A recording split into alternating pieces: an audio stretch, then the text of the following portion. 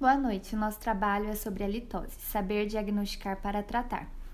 Os acadêmicos são eu, Ana Carolina Viana Queiroz, Driele Bianchini Rodrigues, Murilo Henrique Oliver, Patrícia Psopio Miguel Ishibashi, Tatiana Braus Maschio, Thalia Miguel Ishibashi. Introdução. O que é a litose? O termo halitose vem do latim halitus, que significa ar expirado, osis, que significa alteração patológica. A litose é o termo médico para mau hálito. Existem muitos motivos pelos quais ele aparece, como o que comemos e bebemos ou até mesmo o quanto cuidamos bem dos nossos dentes e gengivas.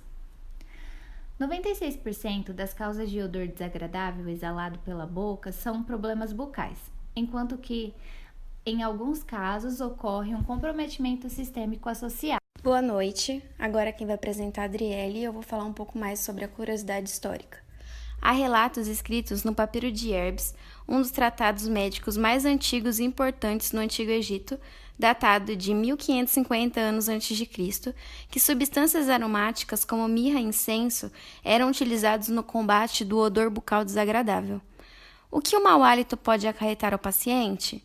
Inibe o mesmo em suas relações sociais, pode prejudicar profissionalmente, insegurança, neurose, afeta mais de 40% da população até 40 anos, acima de 55 anos pode afetar até 85% da população e muitas vezes o indivíduo pode não saber. Causas: origem bucal, origem vascopulmonar, halitoses originadas na corrente circulatória e escapa pelos pulmões, fossas nasais e saburra lingual. Halitoses originadas na boca, halitose por xerostomia, halitose por estresse, halitose por saburra lingual, halitose por doença periodontal, halitose por cárie e halitose por higiene bucal deficiente. Boa noite, gente. Agora quem está apresentando sou eu, Fernanda Asnar, e eu vou dar continuidade ao assunto das causas da halitose. A segunda causa é a halitose vasculopulmonar, que são halitoses originadas na corrente circulatória e escapa pelos pulmões. São classificadas como halitose por alimento de odor carregado, halitose por tabagismo, por bebidas alcoólicas, por diabetes e por medicamentos. A terceira causa de halitose é originada nas fossas nasais, sendo classificadas como halitose por amidalite ou cáseos, halitose por rinite e halitose por sinusite. E, por fim, a quarta causa de halitose é a saburra lingual, sendo ela a causa mais frequente de halitose. Ela é a sede de micro-organismos responsáveis por vários problemas de saúde, tanto locais quanto sistêmicos. Alguns dos problemas locais são placa dental, cárie, doença periodontal, diminuição do fluxo salivar e amidalite. Já nos problemas sistêmicos, são doenças pulmonares, gastrite por H. pylori, ataque cardíaco, entre outros. A saburra é formada por micro-organismos, células epiteliais descamadas, restos alimentares e tem uma coloração esbranquiçada.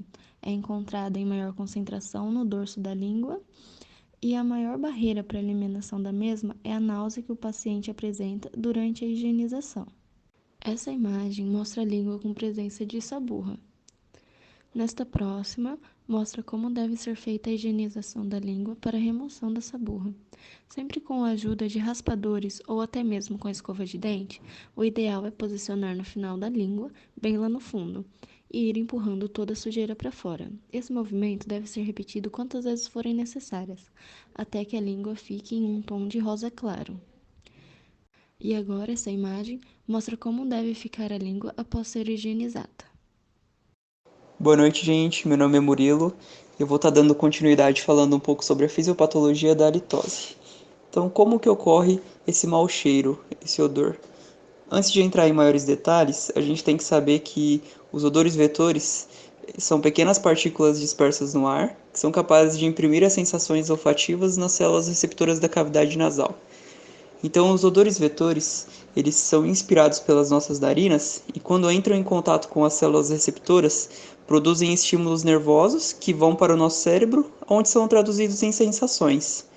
Então, os odores vetores não produzem somente o mau cheiro. Os odores vetores podem ser também de uma comida, cheirinho de uma comida, pode ser um perfume, cheiro de uma flor, tudo isso. Principais odores vetores, causadores então do mau hálito. Sulfildreto, ele está relacionado com a saburra lingual. Metilmercaptana, está relacionado com a doença periodontal. Dimetilsulfeto, relacionados com os problemas gastrointestinais. Gente, e o mau hálito? Ele é sinônimo de alteração patológica? Sempre que a pessoa está com mau hálito, quer dizer que ela está com alguma alteração, alguma doença, alguma patologia? Não.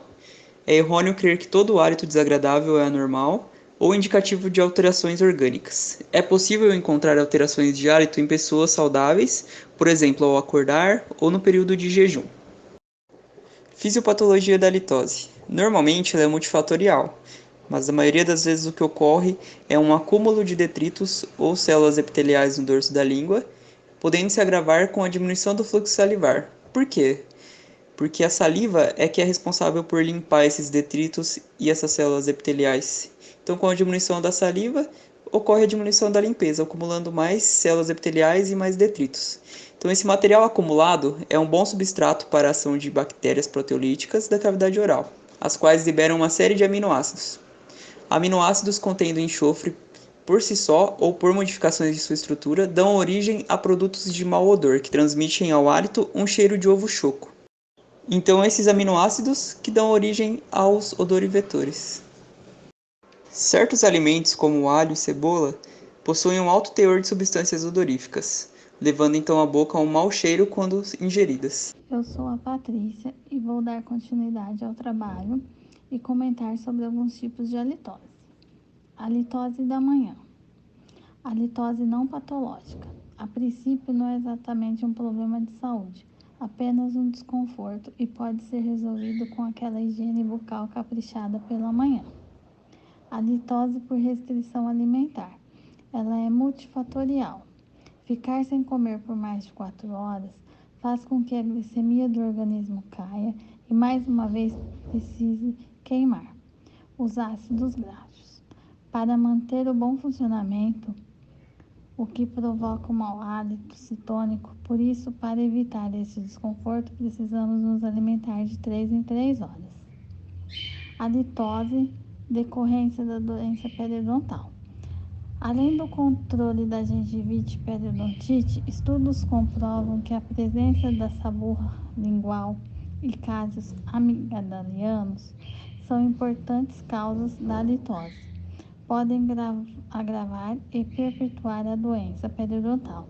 Isso ocorre porque a língua e a amígdala são fontes importantes de bactérias causadoras da doença periodontal. A litose por cárie dentária. Quando ocorre a cárie, a litose pode acontecer por causa da quantidade de bactérias, restos alimentares e a fermentação dessas bactérias. A litose por tabagismo. Isso acontece por conta do ressecamento que o ato de fumar causa na boca, o que pode piorar as condições da saúde bucal. Boa noite, professora. Boa noite, pessoal. Aqui é a Tatiana e eu vou estar falando um pouquinho sobre a litose decorrente do uso de medicamentos pelo excesso de álcool e vou começar a falar um pouquinho de como diagnosticar. Então, a litose decorrente do uso de medicamentos, existe uma série de medicamentos que exalam um odor desagradável na boca, especialmente pela diminuição do fluxo salivar. Como, por exemplo, determinados antibióticos, vitaminas do complexo B, sulfaminados, entre outros. A halitose pelo excesso de álcool é pela produção de substâncias odoríferas voláteis, o aumento do processo de fermentação, a alteração da flora bacteriana intestinal, a diminuição do fluxo salivar, gerando a halitose. Diagnóstico. O diagnóstico ele é feito começando pela anamnese, o exame clínico, o radiográfico e os exames complementares, que seria a alimetria e a cialometria. Começando pela anamnese. A anamnese ela deve abranger, então, um questionário sobre a alimentação, a higienização, os cuidados e psicológico do paciente. E as medicações que ele usa também. O exame clínico. O exame clínico, a halitose, ela é multifatorial e multidisciplinar. O diagnóstico da halitose está associado a um minucioso exame clínico bucal. O tipo de odor poderá orientar o diagnóstico, como por exemplo o odor cetônico, referente à diabetes e, portanto, devemos levar em consideração um encaminhamento médico. Eu sou a Thalia e eu vou dar continuidade no trabalho. Realizamos os exames radiográficos para complementar o diagnóstico, para avaliar se há presença de cárie ou patologias que possam estar ocasionando a halitose. Os exames complementares que podemos realizar são a alimetria, que mede a concentração de odor no hálito do paciente, e também temos a celometria, que mede o fluxo salivar. Agora eu vou falar um pouco sobre o tratamento. O tratamento ele deve ser traçado com base em um minucioso diagnóstico. A eliminação do mau hálito está diretamente ligada à remoção de sua causa, podendo ser lançado mão de uma melhora na higienização, remoção de patologias orais, como cáries, doenças periodontais, entre outros. Uma dieta balanceada, ingestão de água, cessão do uso do cigarro, consumo do álcool de forma moderada, uso de medicamentos para estabilização do fluxo salivar, ou até mesmo o uso da saliva artificial. Aqui estão nossas referências. Obrigado.